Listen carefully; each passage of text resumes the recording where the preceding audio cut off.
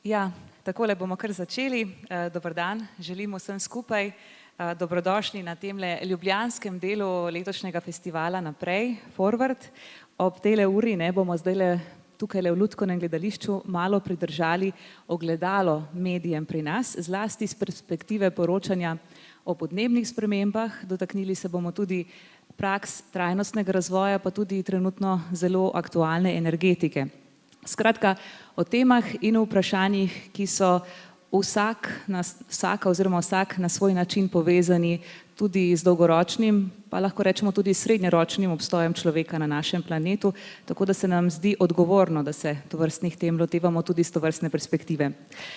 Še posebej lepo pozdravljamo vse, ki ste se nam danes pridružili tukaj v dvorani, v Lutkovnem gledališču, pa tudi vse tiste, ki nas spremljate preko streama. Verjamem, da imamo danes v Ljubljani kar konkurenco, črni petek, pa še lučke, prižiga in tako naprej, ampak ja, hvaležni smo za vsakega obiskovalca in vas tudi vabimo k pozornemu poslušanju, pa tudi, da na koncu zastavite kakšno vprašanje. Veseli bomo novinarskih praks, novinarskih pobud, uredniških in tako naprej, tako da naj bo tole dialog, dvostransko, takšna izmenjava mnenj. Sicer pa v zadnjem letu, ki je sledilo letu, ko smo se Slovenci množično povezali v nasprotovanju zakonu o vodi, so premisleki o našem ravnanju z okoljem in o bumerangu, ki se zdaj očitno že začenja vračati za vse večjo mero vremenskih katastrof, dosegli vrh z izbruhom obsežnih požarov na Krasu. Istočasno so se na obali pojavile težave z oskrbo s pitno vodo. Nasploh smo od pozne zime spremljali izjemno sušno leto, ki je vplivalo tudi na kmetijstvo.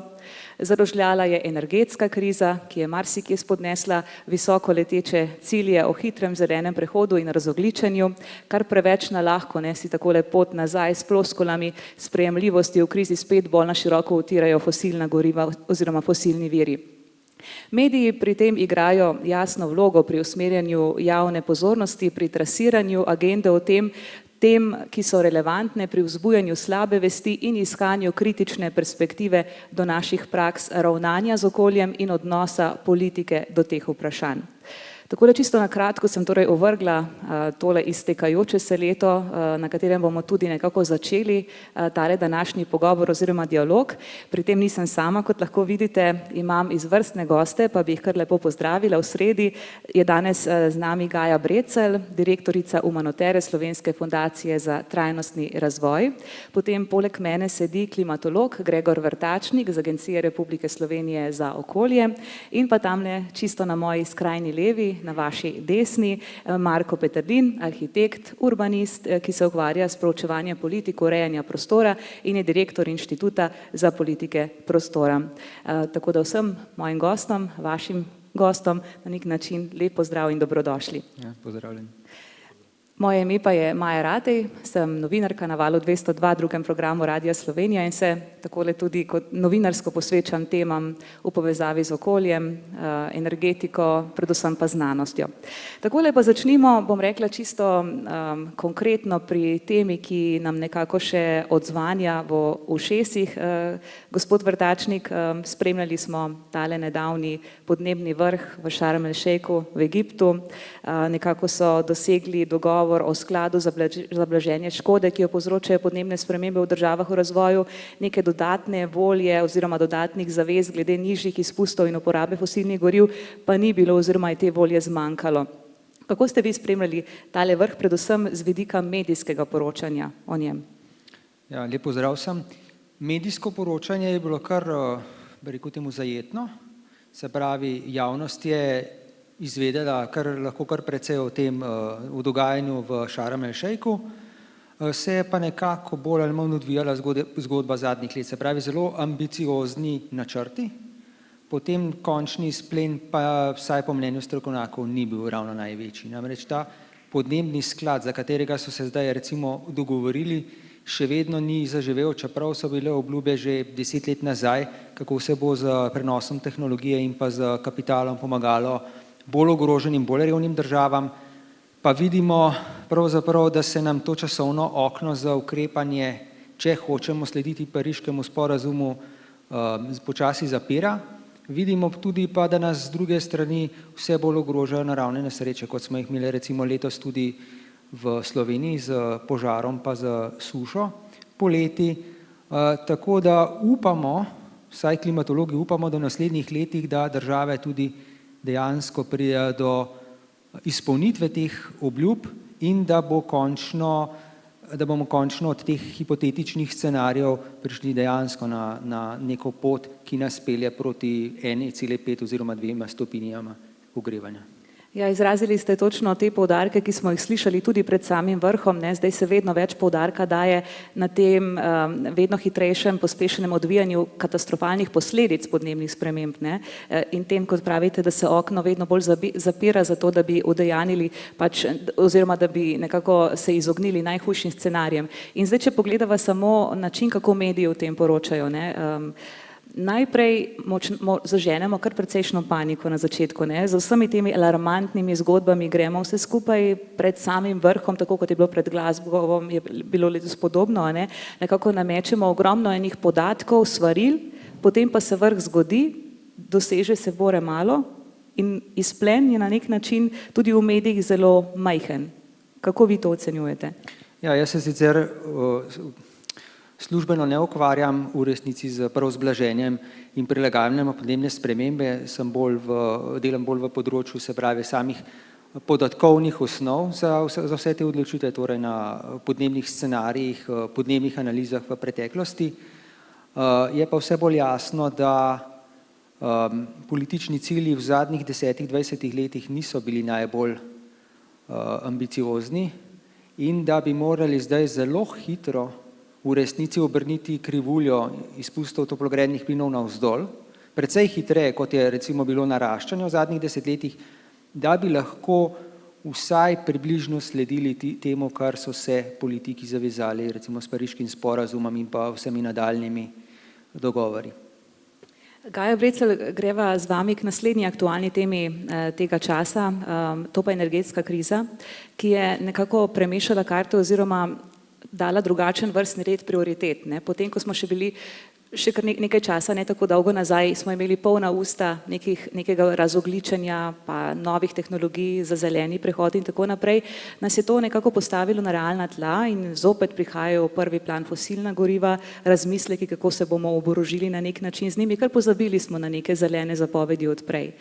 Igrajo tudi mediji pri tem kakšno vlogo oziroma kakšno bi morali odigrati pri tem, da ne bi tako hitro popustili teh zelenih vajeti? Ja, še lep pozdrav iz moje strani. Ja, mediji v bistvu v vsakršni zgodbi igrate močno vlogo, imate močno vlogo. Jaz pač vidim medije kot enega pomembnega akterja, ki ima nenazadnje to watchdog vlogo, ne? To, kar imamo tudi nevladne organizacije. In če se zdaj osredotočam na energetsko krizo, zelo hitro v bistvu prišlo do tega, da so to realna tla, se pravi, da ima zdaj to prednost in ostalo mora iti v ozadje. Zdaj pa, če si predstavljamo v bistvu, da je to pač sistem, kompleksen sistem, podnebje gre pač svojo pot, seveda kot posledica tega, kar našega početja, se to pač ne bo ustavilo. Energetska kriza pride, ampak tisto gre naprej. Podnebna kriza ne bo nič manjša ali pa bo zginila zaradi tega, če jo mi damo dol iz mize. In premalo sem videla tega razmišljanja, iskanja rešitev, ki so win-win. In mi jih vidimo, ne, pravzaprav veliko ukrepov je enakih, ki naslavljajo energetsko krizo in podnebno krizo. In tukaj bi mogli v bistvu, po mojem mnenju, tudi mediji vstopati v to polje s tem, da ne bi samo, kako bi rekla, nekako ponavljali tega, kar pravijo politiki, a ne? In to so tisti politiki, ki običajno niso progresivni politiki, ki v bistvu zasledujejo kratkoročne interese. Skratka, to zgodbo, a ne, peljati tudi s tem dolgoročnim uvidom, ki pa niti ni več toliko dolgoročen, kot smo slišali, ne? To okno se pospešeno zapira in govorimo samo še, ne vem, nekaj letih, niti ne desetletju, ko moramo narediti največ. Kar pomeni, da vedno je bila neka kriza, pa smo imeli gospodarsko krizo, pa COVID, pa energetsko in še jih bo in vsaka taka kriza je izgovor za to, da ustrezno ne naslovimo podnebne krize. In mediji tukaj mislim, da morajo ne spustiti tega dol iz agende. Podnebna kriza, pač to je nekaj, kar je treba ves čas naslavljati, ves čas skozi ta očala vse ukrepe vseh deležnikov, jasno, tudi gospodarstva, ne, gledati. Tako da to bi mogoče, no. Edino še, kar bi omenila glede medijskega poročanja, je pa to, da se je včasih zaznalo veliko tega alarmizma oziroma nekdo je rekel, ja, boste pa brez luči ostali, se pa ne boste mogli greti, če ne bomo zdaj zagnali vseh termoelektrarn pa nukleark zgradili pa ne vem še kaj vse. In to je v bistvu na neke vrste ta populizem in po drugi strani niti ni korektno, niti ni dovolj razmišljeno, raziskano, zažene pa paniko. V paniki pa seveda ne moramo trezno razmišljati. Pa smo pri naslavljanju energetske krize sploh zadeli bistvo? Kako mislite, če smo? Ali dajemo prevelik poudarek na nekih obrobnih zgodbah, o zgodbah posameznika, ki, kot pravite, se bo težko grel, pa recimo, da iščemo neke obrobne zgodbe, ki morda, tako bi rekla, funkcionirajo na dnevni bazi, ampak smo pa širše sploh zadeli bistvo? Ne, mislim, to je ena izmed bistvenih zgodb, ki je zdaj trka na naša vrata in tukaj so usode res pač posameznikov, družin, predvsem so vedno energetsko mobilnostno, ampak tudi sicer ekonomsko revnejše gospodinstvo, ki nas sankajo in to so resne usode ljudi, tako da absolutno je treba gledati tudi kratkoročne učinke, kratkoročne ukrepe, ampak ne ob tem pozabiti na to dolgoročno zgodbo in tukaj se mi zdi pa, da ta del je pa umanjkal. Marko Peterlin, še o tretji aktualni temi zdajšnjega časa, lokalne volitve so za nami. In med lokalnimi volitvami so vsi, ki kandidirajo, imajo polna usta tega, kako bodo urejali prostor, pa kako bodo spreminjali te prostorske politike in tako naprej. Tudi mediji igramo pri tem, da nekako spravljamo v javnost te njihove agende in tako naprej pomembno vlogo, zlasti pri tem, da kritično pretresamo te njihove obljube. Kako ste sami spremljali te lokalne volitve in te obljube, ki so bile dane in tudi kako so mediji pospremili to vrstne obljube? Ja, hvala lepa in lep pozdrav. Zdaj jaz bi rekel, da nisem mogel seveda vsega spremljati, zanimala me je bolj Ljubljana, kjer seveda smo mogoče malo bolj angažirani in jaz bi težko kako slabo v medijih rekel. Meni se zdi, da so bile pravzaprav povzetki, ki smo jih spremljali pred lokalnimi volitvami, nekih dosežkov recimo, ali pa recimo nekih programov, lepo, bi rekel, pregledni in dost kakovostno pripravljeni. Tako da tukaj se meni zdi, da moram reči, da so mediji po mojem odigrali eno zelo korektno vlogo in tudi nasplošno bi jaz rekel, da so pač, mogoče sem seveda pristranski, ker spremljam samo tiste medije, ki se mi zdijo zanimivi, ampak nasplošno bi rekel, da so lokalni mediji dobro odigrali svojo vlogo. Sploh, če vemo, da pravzaprav so lokalni dopisniki pri večjih medijih pravzaprav že kar ogrožena vrsta na nek način. Mene je pretresel enkrat en podatek, ki nam ga je en novinar, ki pokriva pač Ljubljano, predstavil, ko je rekel, da vseh novinarjev, vseh glavnih medijev, ki pač recimo se jih on pozna, da pokrivajo Ljubljano, je manj kot pač ljudi, ki na mestni občini in javnih službah mestnih pač skrbijo za PR. Kar je pravzaprav eno zaskrbljujoče razmerje, s katerim se moramo pravzaprav zadnja leta vedno bolj soočati. Tako da jaz moram reči, da sem vedno, bi rekel, pozitivno presenečen, kadar dobim, oziroma kadar imam priliko sodelovati z novinarji, ker vedno mi pravzaprav kaj novega predstavijo. In tudi pri teh volitvah se mi zdi, da ni bilo bistveno drugačno. Z vidika podnebne politike so pravzaprav odpirali prave teme, nam se je zdelo seveda recimo, da med županskimi kandidati pravzaprav nismo našli kakih zanimivih programskih točk pravzaprav, tako da so jih morali novinarji pripeljati v pogovor. In naprimer, ne vem, tema javnega prometa, izrazito tema, ki so jo novinarji pripeljali v diskurs na županskih volitvah v Ljubljani, ne nobeden od županskih kandidatov in podobno, tudi konec koncev stanovanjska kriza in prilagajanje na podnebne spremembe, recimo blaženje posledic. Tako da jaz bi tukaj same pohvale lahko pravzaprav podal. Ja, to razmerje vaše bi vzela, ne, kot pravite, da je v bistvu, da so v manjšini novinarji v primerjavi z ljudmi, ki so zaposleni v določenih PR službah. Najverjetneje je podobno tudi v profilu novinarjev, ki se ukvarjamo ali pa ukvarjajo z okoljem, z temami iz povezavi torej okolja, trajnostnega razvoja, da je na drugi strani kar velika oziroma vedno nastajajoča in povečujoča se armada ljudi, ki delajo v PR službah, energetskih služb, ministrstev in tako naprej. Pri tem bi rada pripeljala zraven še to perspektivo tujine. Ne? V tujini smo do zdaj že videli zlasti recimo Guardian je tak primer, ki je zelo angažirano, zelo jasno, zelo, bi kdo rekel enostransko, ampak seveda to dajem v navednice, zagnal to kampanjo, da se aktivno loteva podnebnih tem, ne? Da je to na nek način njegova agenda. Uredništvo si je izbralo takšno pozicijo in za njo stoji. Kimate, gospod Peterlin, zakaj se vam zdi to dobro v današnjem času? Ja, ker je pač to ključna tema, s katero se bomo ukvarjali naslednje desetletja. Tako da, ja, jaz recimo tudi Guardian mogoče celo več berem, kot pa marsikakšen slovenski medij, no.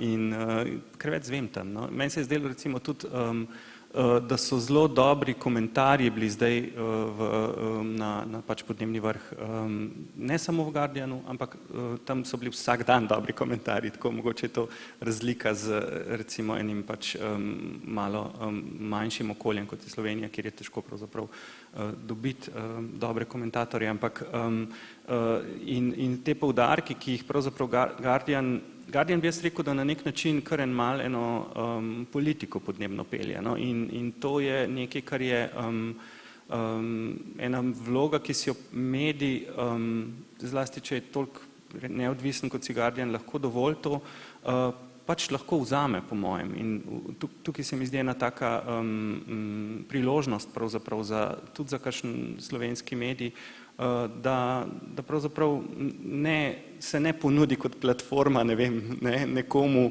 ki bi ga potem lahko izkoristil za, ne vem, reklamiranje ali pa za pač plasma, ampak da se pač nekako vzpostavi kot platforma za oblikovanje nekih politik in nekih kot forum, no, na nek način v tem smislu. Gre za neke vrste pomembno uredniško odločitev, ne? Da bi rekla, da uredništvo toliko dozori oziroma uredniki toliko dozorijo, da sprejmejo to perspektivo oziroma spregledajo to perspektivo. Ne? Pri nas recimo, če pogledate kakšne medije in te zavihke zlasti na njihovih spletnih straneh, ne? Govorimo o notranji politiki, zunanji politiki, šport dobi svoj zavihek, morda še kultura, zanimivosti, bom rekla, medtem ko se recimo znanost se je zadnja leta tudi povzpela med te teme, medtem ko recimo pri kakšnem BBC-ju vidimo, da je tretji po vrsti je namenjen climate crisis, naprimer, ne? Torej za notranjih in zunanjih zadevah govorimo že takoj o tretji najpomembnejši temi, je torej podnebna kriza. Gaja Brecelj, kako vi recimo ocenjujete in gledate na slovenska uredništva? Imamo, ne vem, dovolj razgledane, odgovorne urednike, da sprevidijo pomembnost tovrstnih tem, da se jih tako redno na dnevni bazi plasira v javnost? Nehvaležno je v bistvu generalizirati, no. Tudi prej sem generalizirala. Lahko izpostavite tudi kakšno dobro prakso, še to vrmeli. Ne, ampak kar hočem reči, da se skoraj na vsakem mediju najdejo novinarji, ki se vidi, da zdaj že vrsto let sledijo recimo tej temi in jim uredniki dajo prostor, da sledijo temi, jo raziščejo in jih v bistvu, kako bi rekla, ne usmerjajo. Potem se jasno najde en kup takih, ki pa tega ne spremljajo in včasih dobijo, da morajo nekaj napisati in je ogromna razlika, ne, med enim in drugim člankom. Bi pa mogoče problematizirala, ne, imamo lahko, ne vem, enega izmed večjih časopisov pri nas, ne, ki uredniško sicer nekako priznava podnebna kriza, problem, se plasirajo kar nekaj člankov, potem je pa kar veliko tistih plačanih, ne, člankov, ali kako se imenuje, no, se pač piše gor, ali sponzorirana objava, ki pa v bistvu, jasno tistega nihče ne opazne, ker je toliko namejhen, ki pa v bistvu kot kapljice, ne, pravzaprav celo novo agendo recimo za nuklearko je zdaj en tak problem, ne, dost objav opažamo v zadnjem času in se že pač trasira, ne, pot za javno mnenje, ko bo enkrat pač to pomembno. Zdaj tukaj ne gremo v debato, je to dobro ali ne, predvsem je slabo, da se trasira katerokoli izmed obeh poti, ne. Tako da tukaj v bistvu mnogokrat opažam neko uredniško politiko, ki je v naskrižju sama s seboj, no. In to se je tudi v preteklosti pokazalo. Recimo, mogoče je zanimiv primer v času, mislim, da je bilo leta 2016, ko je pač Magna postavljala svojo lakirnico, ne. Takrat smo na Monoteri imeli relativno, bom rekla, odprt prostor za medije, so poročali o tem, kar mi pač povemo, bom tako rekla, oziroma kakršne teme dajemo na mizo. Potem se je pa začel tisti pritiski in jasno, ko je vlada pač lobirala za enega tujo multinacionalko, šla po hitrem postopku zakona in tako naprej. In v enem trenutku čez noč mi nismo imeli več prostora v medijih, sploh še celo več. Bili so določeni novinarji, ki so začeli laži o nas pisati, zato ker so dobili navodilo. Potem smo zvedeli naknadno, recimo, da so novinarji to tudi odklanjali, ker je šlo pač čez meje dobrega okusa in tako naprej. Ampak v enem trenutku so te isti mediji, ki so lahko en teden še pred tem, ne vem, Monotera je tako in tako, ker razumejo in verjamejo strokovnost tega, kar smo povedali. Čez en teden je bila zgodba obrnjena. Pa lahko malce razdelate ta primer, recimo, zakaj se je to zgodilo? Ne vem, zakaj se je, ne vem, ali so bili novinarji nepodočeni, ali res mislite, da je kdo vplival na nje, ali pač imajo tako premalo kilometrine, ali pogosto krat pride tudi ta izgovor, nimamo časa več, ne vem, nova pomembna tema na vidiku? Mislim, zato, ker jim je bilo naročeno, je v glavnem odgovor. Mi smo pač vrsto let temu sledili, kako je do tega prišlo, ampak ja, načeloma jim je bilo naročeno in tukaj je v bistvu kar naenkrat so vsi deležniki odigrali to svojo vlogo, tako da so nevladne organizacije dobesedno zmlela, ampak to ima močne posledice. Je prišlo do tega, da pač, ne vem, sem jaz dobila klic iz policije, ne pridete v službo, ker prihaja avtobus jeznih ljudi, zaradi tega, kar so mediji pisali. Jasno, pač ljudje so prebrali, bili so malo spodbojeni, nahujskani, ampak dejansko so pa resne posledice za tem. Tako da v resnici jim je, večinoma so bile pač to naročene objave, tukaj pač je bila cela PR služba, ki je seveda neskončno krat večja kot vse združene nevladne organizacije, kar se tiče okolja pri nas, tako da v tem smislu nismo imeli šans. Pa je šlo pretežno za lokalne, mislim, širše regionalne medije, nacionalne? Nacionalne. Se vrnem še k vam, gospod Vrtačnik, še vas bi vključila v tole debato, namreč z tega vidika, malo smo se že približali, zdaj smo sicer postali boljši v tem, ampak ni še tako dolgo nazaj obdobje, ko je bilo pa skoraj da nekaj normalnega, da se je tako kot v nekem političnem, vljudnem diskurzu, tudi na področju znanosti in tudi podnebja in tudi okolja, pogosto krat stroko nekako skušalo uravnovesiti z nekom na drugi strani. In to je bil ponavadi nekdo, ki je bil nosilec mnenja v primerjavi s tem, ki je nosilec podatkov. Ste vi kdaj znašli v kakšnem takem prispevku, v kakšni taki okrogli mizi, ali pa da ste dobili prošnjo, kjer ste nekako začutili, da je na drugi strani, da boste morali odgovarjati še komu, ki bo pristopal samo stališča nekega mnenja, ali ste imeli ponavadi dobre izkušnje z mediji, da so torej vedeli, da ste človek dejstev? Običajno sem imel dobre izkušnje, se je pa zgodilo pred približno 10 leti, na neki okrogli mizi, da sem pa imel, rekel temu, nasprotnika, ki se ni strinjal z mojim stališčem glede podnebnih sprememb in je nekako podcenjeval znanstveno delo ali strokovno delo klimatologov, ne samo mene, ampak tudi drugih, kar je bilo seveda glede na to, kakšne izkušnje z analizo podatkov, pa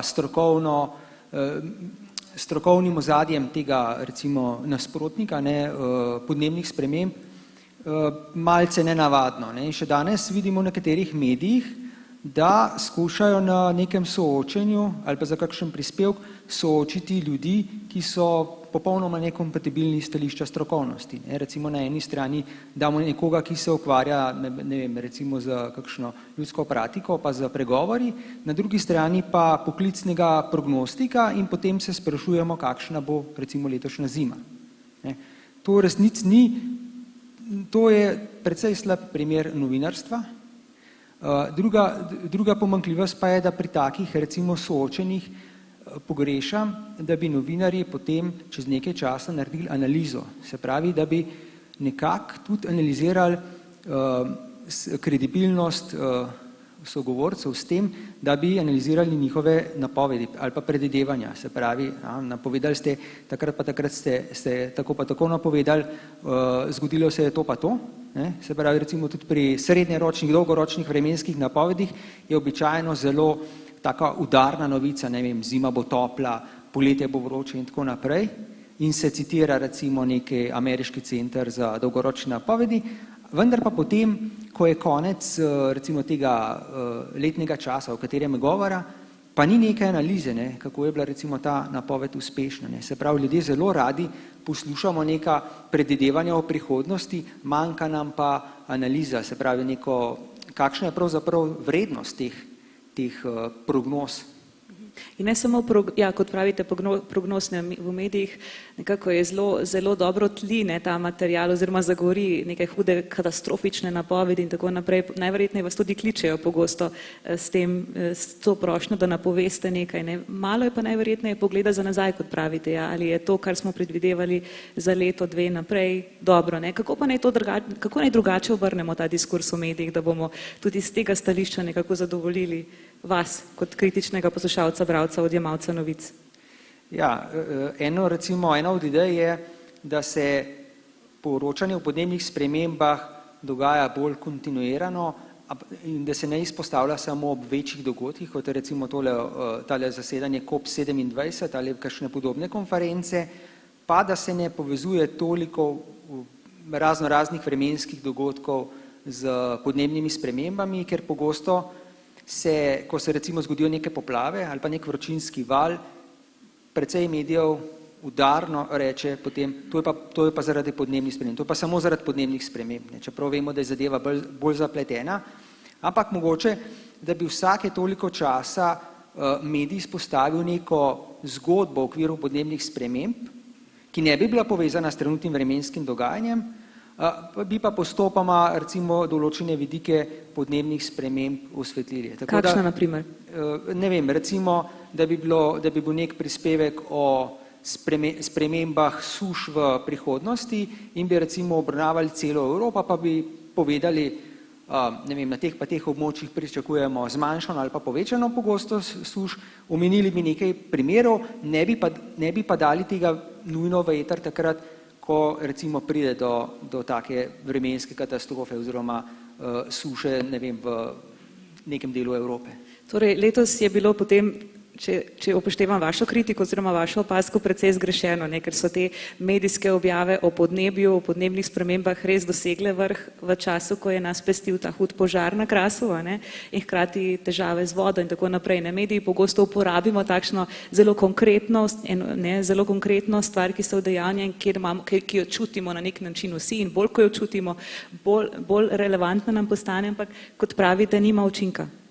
Ja, v resnici je tako, da vsaj moje mnenje je tako, da kadar se recimo, kot je bilo letos s tem požarom na Karasu pa s poletno sušo v Sloveniji, da se nekako v spomin prikličejo podnebne spremembe, potem pa nastopi neka druga ujma, recimo poplave, se pa na to sušo kar pozabi. Vemo, da smo imeli še avgusta, v Sloveniji, v večjem delu Slovenije zelo hudo sušo. Marsikatero območje v srednji Sloveniji, pa zahodni Sloveniji, tako suhega poletja v zadnjih 100 letih ni bilo.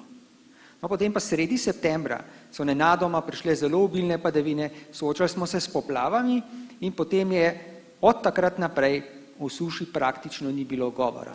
Se pravi, ko je suša, so vsi nenadoma zelo pametni o tem, kaj vse bilo treba narediti, da bi preprečili naslednjo sušo, potem počakamo, da pridejo poplave in ta problem se skrije lepo, recimo nek predal, in se o tem več ne poroča, pa tudi recimo dejavnosti povezane z dolgoročnim načrtovanjem kar nekako presahnejo. In zato se vrsto let spopadamo bolj ali manj z istimi problemi, ker enostavno zmanjka neke motivacije ali pa goriva za to, da bi udejanjali neke sistemske spremembe, recimo protipoplavno zaščito, da bi izboljšali, da bi se spremenilo prostorsko načrtovanje in tako naprej, da bi uredili oskrbo z vodo na obali, ki je že vrsto let pereč problem, ampak vsakič nekako, ta kriza nikoli ne traja tako dolgo ali pa bila tako izrazita, da bi res prisilila ti odločevalce k temu, da nekaj naredijo.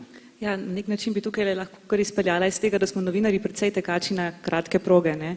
Zasledujemo hitre, hipne zgodbe, potem pa presedlamo naprej. Uredništvo po pomanjkanju časa seveda nihajo od ene zgodbe do druge, tukaj pa še zraven ta kadrovski problem, vedno nas je premalo. Ne?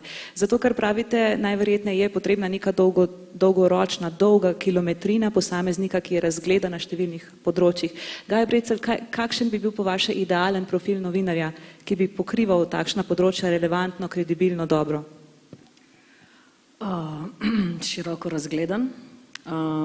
Zato, ker podnebne spremembe niso eno ozko polje, ampak pravzaprav segajo na vsa področja našega življenja. Ne. To mogoče še nadaljujem, to, kar je bilo rečeno, sposobnost tudi povezovanja. Ne. Naprimer, nekaj se lahko zdi čisto ločen problem, pa je v bistvu zelo povezan s posledicami podnebnih sprememb. Recimo, danes je že več milijonov ljudi razseljenih zaradi posledic podnebnih sprememb, ampak ko pride do tega, da se ljudje morajo seliti, mnogokrat se pravzaprav pozabi na ta faktor, neki intenzifikacijski faktor in zelo pomemben in v področju bo še večji. In vrsto je teh stvari, ki v bistvu, kjer bi bilo treba prikazati povezanost, bodi si kot vzrok, bodi si kot posledico, eno ali drugo, zato da bi ljudje razumeli kompleksnost tega. Tukaj pa pač jasno to pomeni, da je to tek na dolge proge, ampak tudi podnebne spremembe so tek na dolge proge, tako da konstantno izobraževanje, sledenje tem temam, pogovarjanje s strokovnjaki, razumevanje podatkov, ki jih producirajo na ARS-u, IPCC in tako naprej. In potem mislim, da tudi nekako, kako bi rekla, to kritično oko potem ne pride do problemov, da bi svalili v smislu, kaj se potem plasira, kaj medij plasira kot bodi si, naprimer, kaj je zdaj razlog za neko delovanje, ali pa naprimer vlada, da lahko nek predlog, da se ga lahko hitro kritično vrednot, ali pa GZS napove, kaj pa jaz vem nekaj, kako lahko potem mediji tukaj prava vprašanja postavljajo. Pa kdaj dobite tako, mislim, ali pogosto dobite tako, da vas kličejo novinarji pa vprašajo, samo preveril bi to informacijo, kaj meniš, menite Gaja, a je to tema, ki je pomembna, ki je relevantna, se naj je lotim? Ja, se velikokrat obračajo na nas. Včasih se vidi, recimo, da so vprašanja zelo široka, kjer jasno vidimo, da naprimer novinar ni opravil svoje domače naloge. Vprašanje gre običajno, kako trajnostna je Slovenija. Kaj pomeni, da novinar ne opravi domače naloge? To pomeni, da niti ne ve, kaj dobro sprašuje, kaj je zdaj, kako trajnostna je Slovenija. Tukaj lahko napišemo 150 stranski dokument. Skratka ni, v kaj se je zapičil, kaj ga zanima, kjer zgodbi sledi.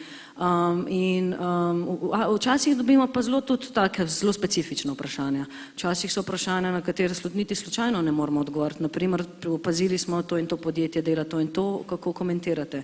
Pa pač povemo, da ne vemo, ampak vedno več je tega, kar je dobro, zato ker vedno več novinarjev brska potem, razume, da zeleno je zdaj pač pot, ampak seveda ni vse zeleno.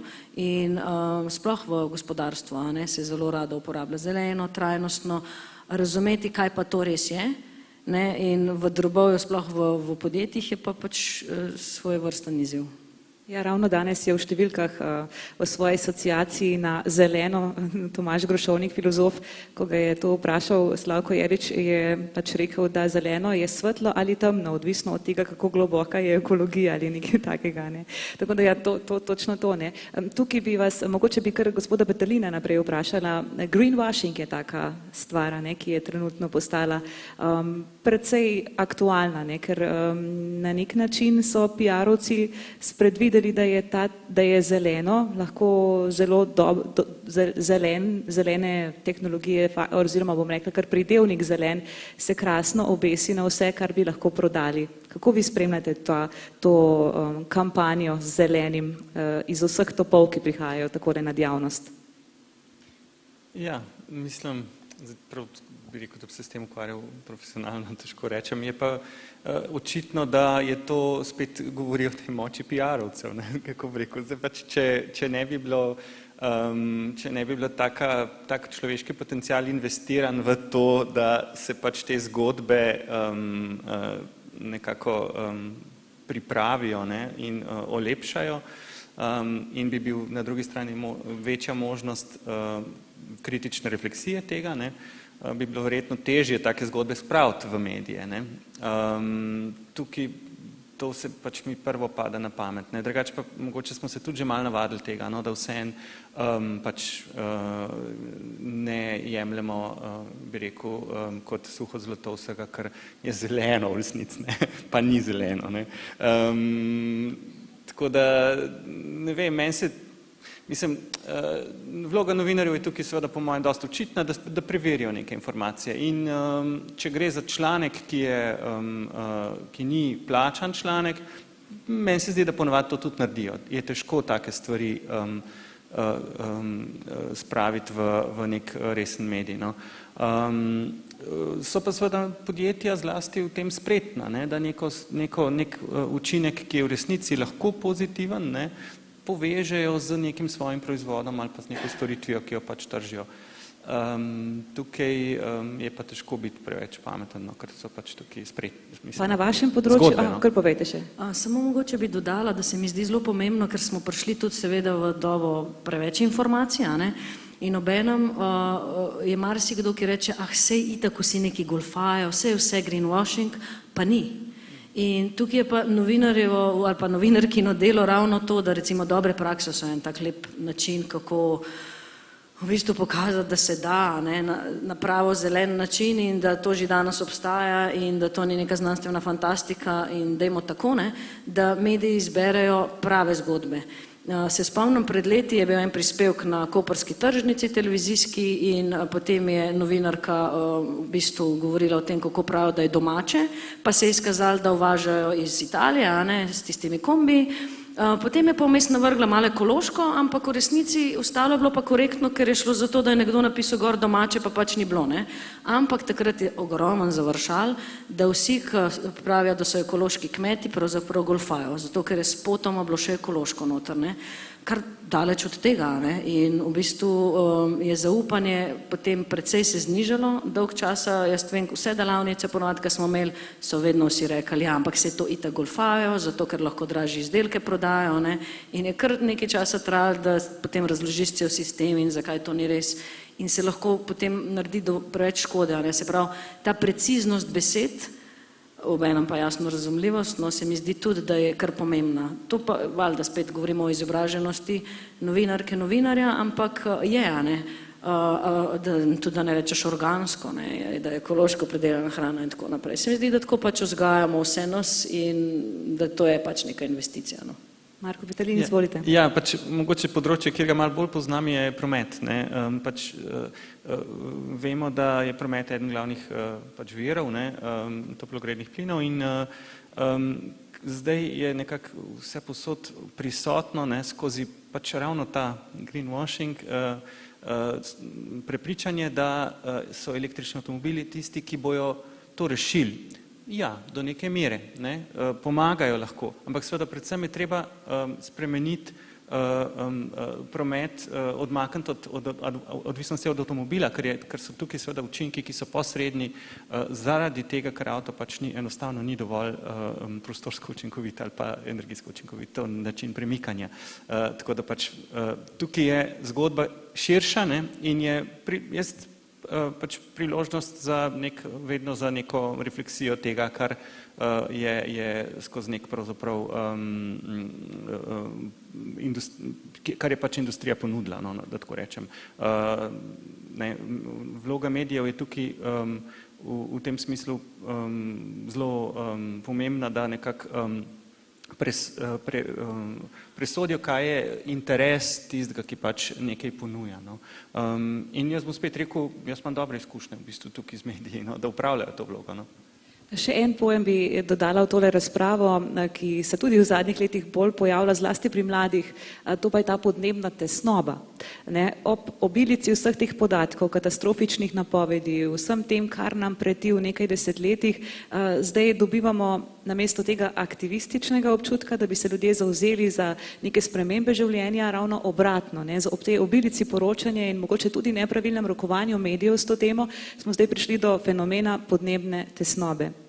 Morda kar pri vas začne vaš pogled na to. Mislim, ja, jaz to zelo razumem in v zvezi s tem je bilo recimo kar nekaj člankov zadnje čase, tudi kako pravzaprav obravnavati cilje, ne, ki smo si jih zastavili in ki je recimo vedno bolj očitno, da cilja 1,5 morda ni mogoče doseči, čeprav ga je teoretično možno doseči, ampak pač vse kaže, da to ni tisto, kamor gremo, da pa seveda se lahko pa vseeno pogovarjamo o tem, da naredimo vse, kar je možno narediti, da se čim bolj približamo temu. In to je bistvo, ne, da pač ne da zdaj rečemo, saj šlo mim, ne gre vse v maloro, ne, pač, ampak da je bistvo to, da vendar naredimo vse, kar je možno narediti na vsakem področju, da se pač čim bolj približamo temu cilju, tudi če ga falimo, ne, tudi če bo 1,7 ali pa 1,8, pač katastrofa ne bo toliko velika, kot če bo 4 ali pa še več, ne, mislim, bistvena razlika je med temi pač temperaturnimi razlikami. In v tem smislu, jaz mislim, da je bistveno ravno to, no, en zelo dober članek sem prebral, ker sem se pripravljal na tole, ki se imenuje Apocalypse Never, se pravi, in to, kako pravzaprav se govori o tem, kako je tudi med nami, ne, med okoljskimi organizacijami zelo pogosto prisotna ta retorika, da smo na pragu katastrofe, da pravzaprav in da na koncu bo, mislim, da bo stvari bojo mogle iti še slabš, preden bojo boljši in tako naprej, ne. Ja, ampak to hkrati tudi točno to, ne, tesnobo in defetizem v bistvu nekako poraja in kar je kot svetuje kot rešitev je spremembo ne retorike, ampak prav v bistvu on prav temu novo kolektivno zgodbo narediti, da v bistvu kaj je treba narediti, kaj bi bilo treba narediti, da bi to vse, da bi spremenili, no, to, da se skratka osredotočimo ne na to, kaj bo šlo na slabš, ampak kaj moramo narediti, da bi šlo na boljš, no, tako. Gospod Vrtačnik, vaš pogled na to? Ja, nekako razumljivo, da s tem, ko se bližamo tej meji 1,5 stopinje ali pa 2 stopinje Celzija, ki sta bili bolj ali manj določeni politično, narašča seveda tudi nekako bojazen, da nam to ne bo uspelo in da recimo dogajanja v zadnjih letih kažejo, da ni nekega res velikega interesa, da bi se zelo, zelo potrudili. Po drugi strani bi morali ravno zaradi tega biti vse bolj aktivni in pa razmišljati o tem kot o izzivu, se pravi ne kot o neki zamujeni priložnosti, temveč o izzivu in o tem, da se borimo, da se temu, kot je gospod Peterlin povedal, da se temu čim bolj približamo. Ker namreč ne gre za recimo belo-črno sliko, se pravi, če smo na 1,5 stopinje, bomo preživeli brez posledic, če pridemo na 1,6 stopinje, je pa vsega konec. Ne. V resnici vsak dodaten dvig pomeni pač toliko slabši izid za naše potomce zlasti, ne pomeni pa to kar konec človeštva in tako naprej. Se pravi, da si moramo prizadevati za to, da seveda čim bolj omejimo izpuste toplogrednih plinov, da se čim bolje pripravimo na podnebne spremembe in da ne obupujemo, če slučajno ne bomo čisto zadeli tega cilja, ki smo si ga zadali. Gaja Brecelj, še eno vprašanje imam v povezavi z novinarstvom, ki se loteva poročanja o podnebnih spremembah, o trajnostnem razvoju in tako naprej. Na eni razpravi, kar nekaj let nazaj, smo nekako potem trčili ob novo razpravo, namreč vsa ta specialistična novinarstva oziroma specializirana novinarstva lahko hitro zadanejo ob vprašanje, ali so potem novinarji tovrstni že lahko aktivisti za nekaj, ne? Zdaj, vprašanje podnebnih sprememb je pa sploh delikatno, ker na nek način s poročanjem o tem igramo novinarji lahko dvojno vlogo, ne samo osveščamo, ampak tudi pozivamo, bi lahko rekla, če uporabim ta glagol, k nekim spremembam praks, ki bodo dolgoročno pripeljali k temu, da človeštvo ne bo tonilo tako kot zdaj, ne? Torej, o tej poziciji novinarstva, ki se loteva poročanja o podnebnih sprememb, vas sprašujem, ne? Naj bomo tudi aktivisti ali naj samo anemično poročamo? Oziroma, dokot naj gremo? Veliko vprašanj, ampak jaz mislim, da kaj je nekaj tako preživetvenega pomena, pač jasno, da je več kot ozaveščanje potrebno. To pač podnebno krizo bomo ustrezno naslovili samo, če bo čist vsak delček naše družbe odigral svojo vlogo v najbolj maksimalno dobrem smislu. Tukaj smo, ne?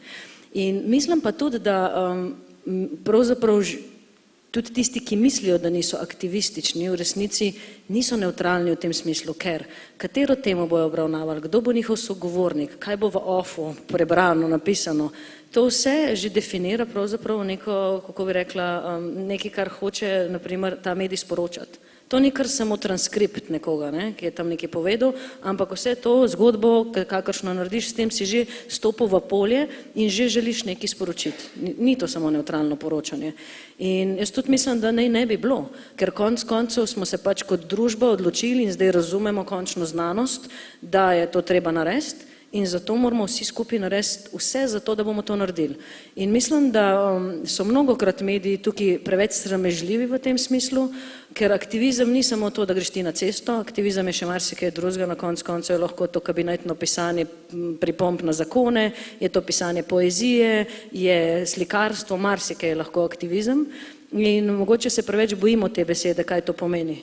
Ampak vsako naše sporočanje ima več kot samo namen, kot sem rekla, golih dejstev. Pač kaj pa to je? Izbrala smo, tudi to, da smo mi tukaj, ste verjetno pričakovali, mislim, nismo kar neutralno izbrani, tako da vse to je že kontekst. Ja, namensko smo se odločili, da sem ne povabimo astrologov in poznavalcev ljudskih praktik, ki se ukvarjajo z napovedovanjem vremena iz svetnikov. Tako da ja, tukaj smo zauzeli pozicijo. Ja. Marko Peterlin, še vaše mnenje o tem, kako daleč ne gre torej novinarstvo pri odnosu do podnebnih sprememb? Mislim, jaz sem dolgo časa rabil, da sem pogrunil to, da ima beseda aktivizem slab pomen. Moram reči, da pač pri sebi nekako, jaz sem se vedno počutil malo aktivista, čeprav sem precej racionalen človek, drugače, ampak tukaj ni nekega, ne, aktivizem ima pomen iracionalnega, to je tisto, kar mogoče je mene presenetilo, da tega nisem vedel. Meni se zdi, da je težko ne imeti stališče in da novinar verjetno, ko se seznani z neko temo, si oblikuje neko stališče in zdaj, če se temu reče aktivizem, je pač aktivist, ampak jaz bi sam rekel, da neutralnega novinarstva, neutralnega poročanja, ne vem, to se verjetno v vaših krogih veliko govori o tem, ampak jaz si ga ne predstavljam. Tako da, ko pač neko temo naštudiraš, si oblikuješ stališče in težko je biti neutralen v tem smislu, zlasti pa pri taki temi, ki se tiče nas vseh in naših otrok. In jaz bi tudi, če bi bil na vaši poziciji, verjetno zavzel stališče in šel dlje kot samo pač čim bolj objektivno poročal, ko bi videl, kaj je treba narediti. Če bi se mi zdelo, da vem, kaj je treba narediti, bi verjetno poskušal nekaj narediti v tej smeri.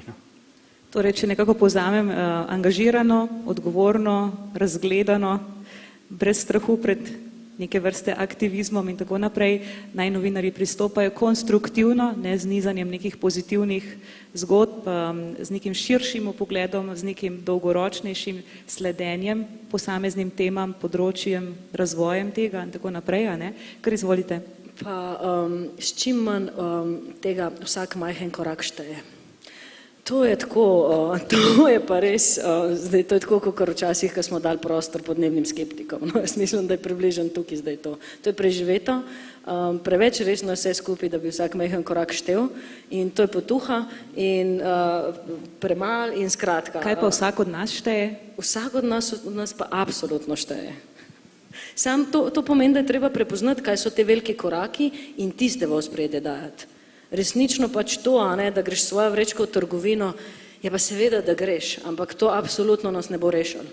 Skratka, jasno je, da gremo, o tem se ne pogovarjamo več, jasno, da ločujemo odpadke, ampak to ni več predmet debate, to hočem reči. Toliko večje in pomembnejše stvari smo, ki jih moramo naslavljati in tiste novinarji razgaljajo. Ene sektore se kar pušča primeru, ne vaš čas, ne. Ja, to je recimo tak primer, tudi ne bomo uporabljali plastičnih slamic, ne bo več plastičnih odpadkov, nekako tako zapakirano, pa ker bojo enotni polnilci za mobilne telefone, to so veliki koraki in tako naprej. V resnici pa za zelo majhne stvari, ki sicer dajo vsaj nek signal, vendar pa stališča podnebnih sprememb ali pa okoljskih sprememb v resnici niso bistveni. Marko Peterlin. Ja, mislim, jaz bi sicer rekel, vsak majhen korak vse šteje, ne? Samo še boljše pa, če je večji. Hočem reči to, da recimo mi se dostikrat okrog enih podrobnosti pentlamo, kaj je boljš, ne? Kaj je bolj pomembno, ali to, da so slamce, ali kozarčki, no, mislim, pretiravam, ne? Ampak recimo meni se dostikrat ljudje opravičujejo, da so prišli z avtom nekaj, pa kaj mene briga, kako si ti prišel, ker se pač povejo, da sem jaz zagovornik trajnostne mobilnosti. Pač ni to toliko pomembno. Ko imaš na drugi strani, bi rekel, velike igralce, za katere se pa kar normalno zdi, da morajo slediti profitu, pa ne glede na posledice. Ja, morajo slediti profitu. Ja, zakaj ne? Pač važne so posledice, ki jih povzročaš in to v velikem merilu z ogromnimi pač denarji in upletenimi ljudmi, ne?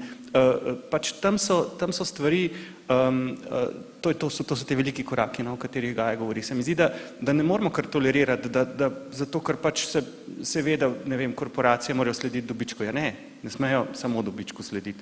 To je pač njihova stvar preživetja, ampak ob tem ne smejo škode delati, ne. Mogoče še ena stvar, zanimivo je tudi relativiziranje odgovornosti stališča posameznika, recimo nekdo, ki je v majhni državi, kot se recimo Slovenija, za takega marsikdo lahko reče, ja, saj je v taki majhni državi, da ne glede na to, kaj ta država stori glede podnebnih sprememb, na to globalno ne bo imel učinka, ne. In potem imamo en kup majhnih držav, ki se praktično, in ni treba imeti nobene moralne krivde, glede globalne odgovornosti in vsi prst kažejo recimo v ZDA, na Kitajsko in tako naprej. Ja, če bodo te države kaj naredile, najprej naj ti naredijo nekaj v zvezi s podnebnimi spremembami, potem bomo pa mi ta manjši za njimi capljali. V resnici bi pa lahko ravno majhne države, kjer se recimo večji sistemi najhitreje, po domače povedajo, obrnejo, bili zgled za to, kako morajo pa tudi velike države, ki so najbolj odgovorne seveda za globalno sliko podnebnih sprememb, potem reševati te zadeve. Se pravi, da je tukaj recimo neka prednost majhnih držav, da se lahko aktivno vključijo v recimo temu boj s podnebnimi spremembami, ne da stojijo ob strani, pa čakajo na to, kaj bodo veliki naredili.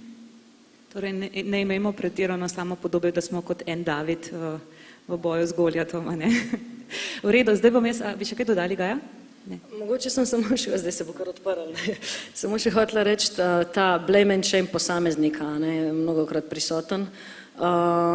Seveda pač to je zelo v skladu s to kapitalistično družbo, ne, posameznik je tako odgovoren, če nima stanovanja, nima službe, nima partnerja, vse je posameznik in tudi posameznik je mnogokrat, vse je od posameznika odvisen, če bomo to podnebno krizo rešili, ne.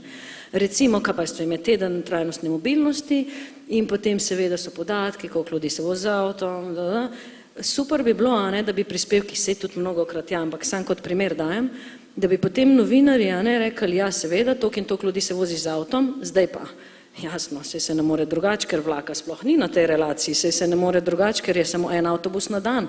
Skratka, kje je tukaj država, kako bomo razvijali javni potniški promet in tako naprej. To so potem tisti zaključki, ki morajo priti ven in odzvanjati.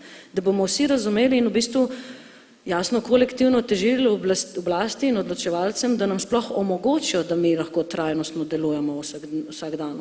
To je, ne? Isto par hrani. Mislim, tukaj 2 milijona evrov bo šlo v naslednjih letih za promocijo mesa, zraven pa točno vemo, da je to škodljivo iz podnebnega vidika, ampak ne, sej pač, oni pač morajo dati ta denar. Ne. Bom kar tukaj, ker mi tale odštevalnik ves čas grozi, da bomo presegli kmalu tole kvoto časa in minut, ko se pogovarjamo, bi res rada slišala še kakšno mnenje, poziv, pobudo, pogled, vprašanje iz publike, morda tudi koga, ki nas spremlja preko streama, bomo veseli tudi kakšnega komentarja in vprašanja od tam, ampak z veseljem vabljeni, dvignite roke, povejte, kaj vi menite, kako vi gledate. Gašper Andrinek tamle.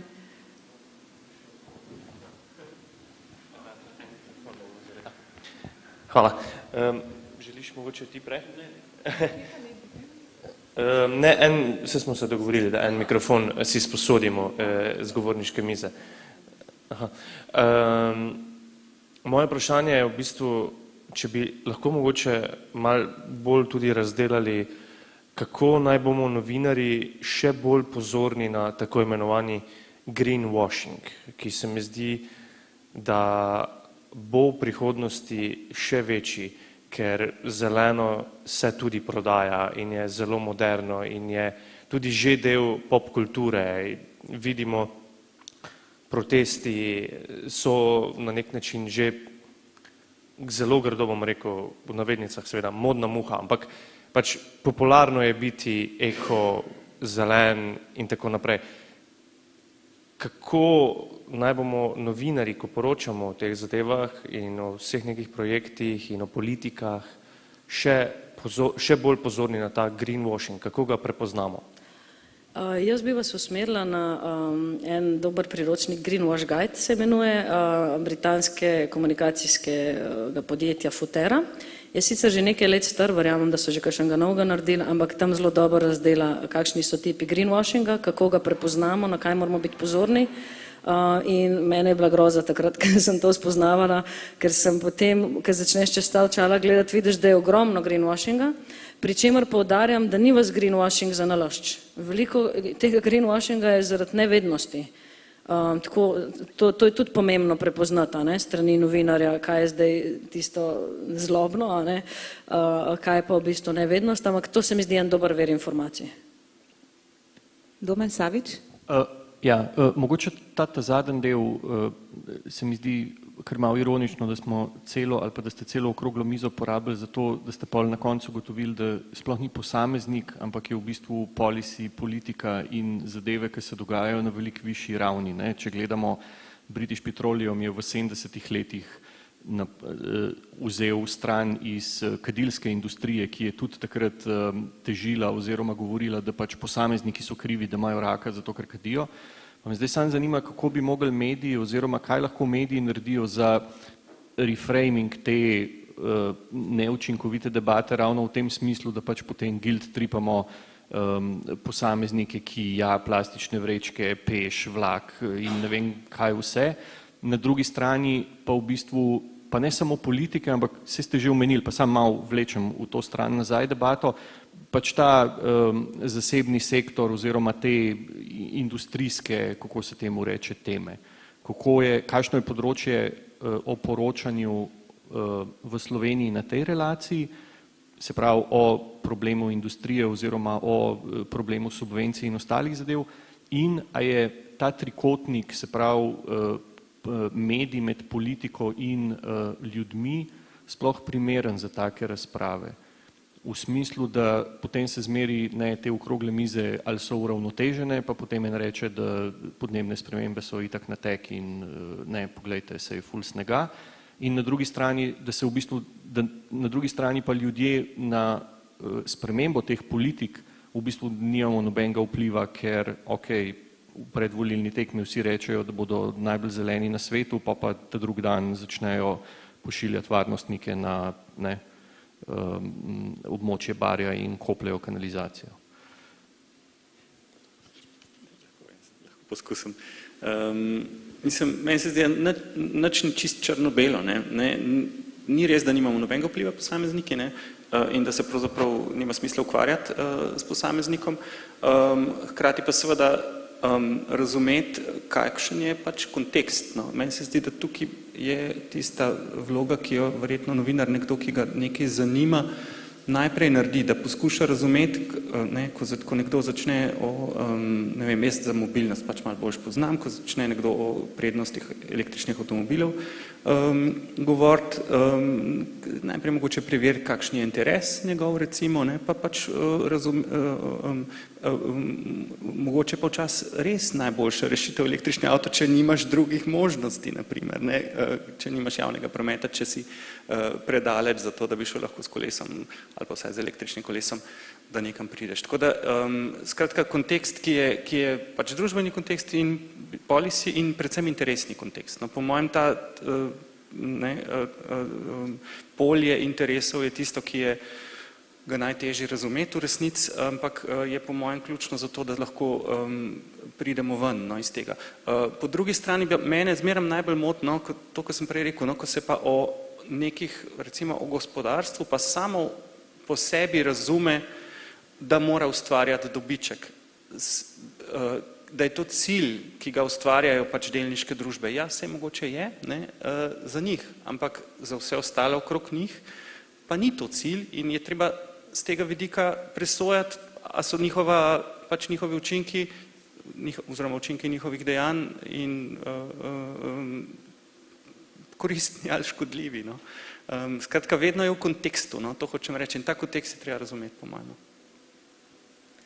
Mogoče sam še da dodam, podobno je recimo zdaj personalizacija, veliko se govori o tem, pač zato, ker ne vem, nek politik reče, ja, pa to ni mogoče, se omrežje ne dopušča, potem bomo imeli pa kar mrke, pa ne bomo imeli električne energije, pa tako naprej. In potem so določeni mediji to kar povzemali, preden so se v bistvu sploh dali številke na mizo, kaj to pomeni, koliko bi recimo elektrifikacija, predvsem javnega potniškega prometa prinesla in skratka vse te številke, ki potem lahko pokažejo obratno, ne. In do takrat so ljudje že panični, ker v bistvu v resnici ta inertno nam pa je, ne želimo seveda, da nas zebe, želimo imeti hrano, želimo imeti elektriko in se mi zdi pomembno, da se predstavlja zgodbo, ki je pač resnična v smislu, da ne gremo zdaj mi nazaj v kameno dobo.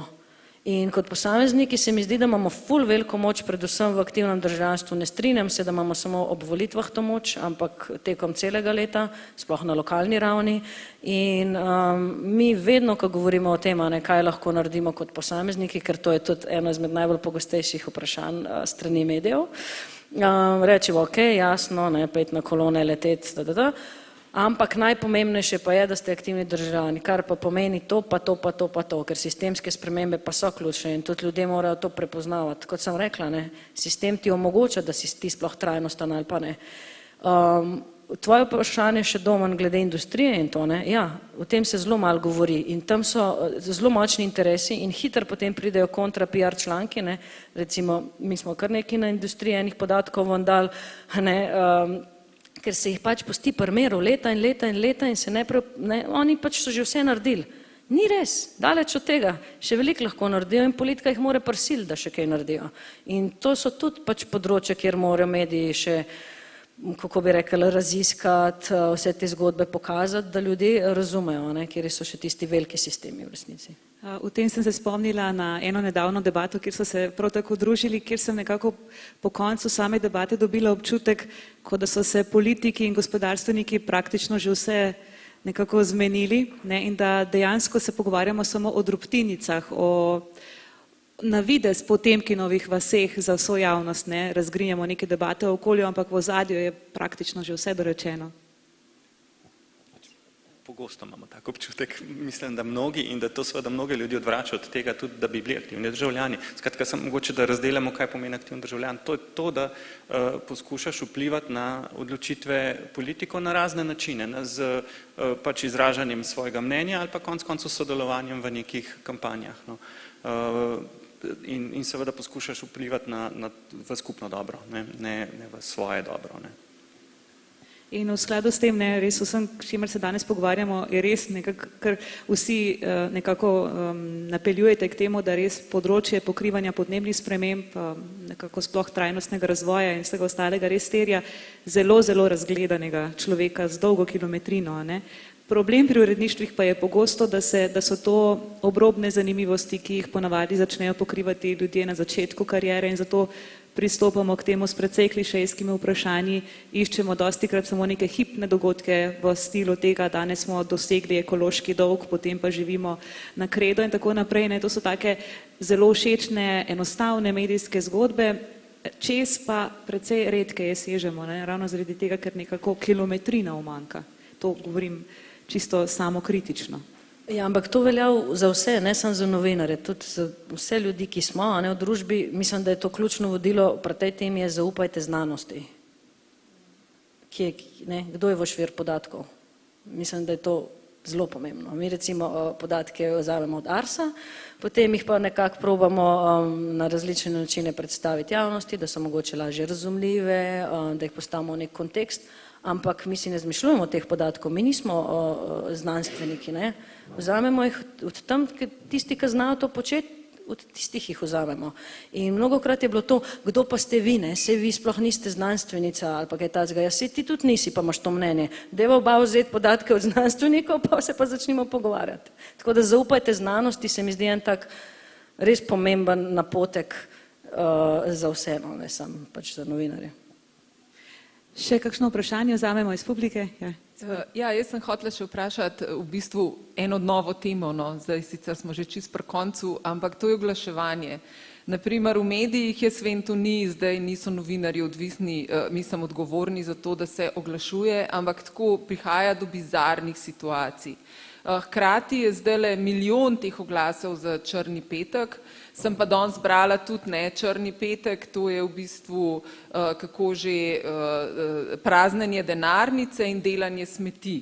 Ne? In veliko je takih tem, se mi zdi, v medijih, ko hkrati je oglaševalec, ne, ki oglašuje neke prakse, ki so absolutno sporne ali pa povečujejo vpliv na podnebje, na okolje, negativne so celo za ljudi, ne, pustimo te shujševalne vse zadeve, ne, mislim, zdaj sem videla poven teh trebuhov, čist ekstremno suhih, zraven nekih teh nasvetov za hujšanje.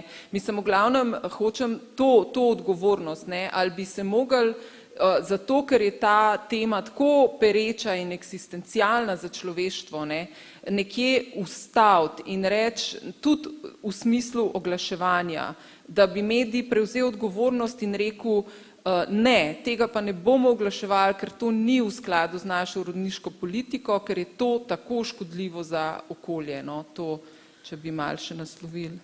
Mene tukaj inspirira nizozemsko mesto Haarlem, ki je prepovedalo oglaševanje vseh podnebno škodljivih stvari, fosilnih goriv, podnebju pač škodljive hrane, skratka na vseh različnih področjih in pač se tega ne oglašuje. Ravno zaradi tega in to je pač zelo na mestu in smiselno. Še bolj so škodljivi PR članki, po mojem mnenju, ker jih pač bralec ne prepozna, ne, ker ti že nekako vidiš, pa včasih načeloma tega sploh več ne gledamo, mogoče nam že oko drugače seže.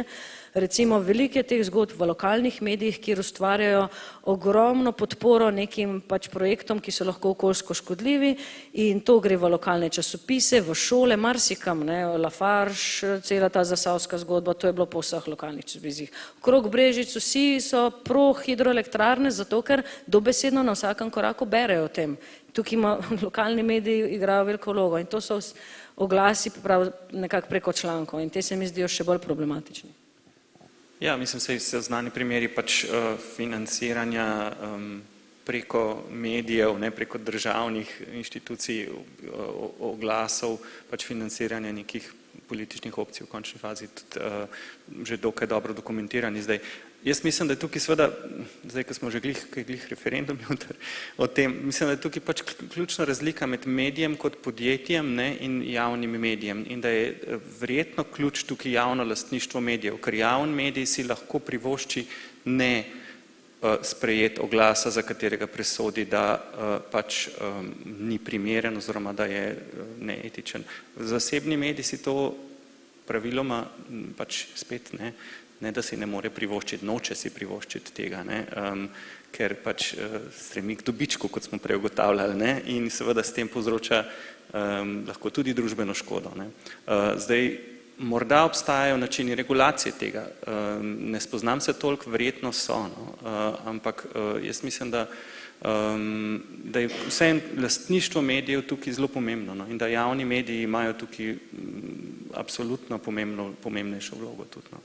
In pomembno je zato, da jih ohranimo. No. Ni dovolj regulacij, to mora biti približno na tej ravni, kot ne smemo oglaševati alkohola, cigaret in podobno. In kot družba pa očitno tega še nismo prepoznali, če to ni zapisano vse povsod tam, da jaz lahko potem dam na oglaševalsko razsodišče, pa ne vem še kamorkoli se lahko da, do tja bi mogli pridati, ne? Hvala Špela za vprašanje. Še kdo? Še kakšno vprašanje? Tako, tamle pravijo, da naj zaključimo. Ja, na nek način smo obstali v križišču, a ne? Lahko bi rekli novinar v križišču vseh mogočih interesov in vsega ostalega, ampak hvala vam, spoštovani gosti, ker ste nam pomagali osvetliti prave smeri gledanja in ravnanja. Še enkrat torej Marko Peterlin, Gaja Brecelj in Gregor Vrtačnik so bili danes moji sogovorniki, moje ime je Maja Ratej. To je bila danes torej prva okrogla miza v okviru letošnjega festivala Naprej Forward v Ljubljani. Prej so dogodki potekali že v Izoli in pa v Mariboru, danes pa se festival, kot rečeno, zaokrožuje, zaključuje, tako da je pred nami še kar nekaj zanimivih zanimivih razprav tekom popoldneva in pa seveda vabljeni zvečer na tisto finalno stvar, ko bodo podelili in razglasili, kdo so letošnji čuvaji, torej novinarji, ki se res lahko pohvalijo s kakovostnimi izdelki, z dobrimi praksami in upam, da bo med njimi tako letos kot v prihodnje čim več takih, ki pokrivajo tudi podnebje spremembe, da se bomo lahko po kom zgledovali. Hvala lepa še enkrat vam in pa seveda vam za pozornost, pa lep dan naprej še želim.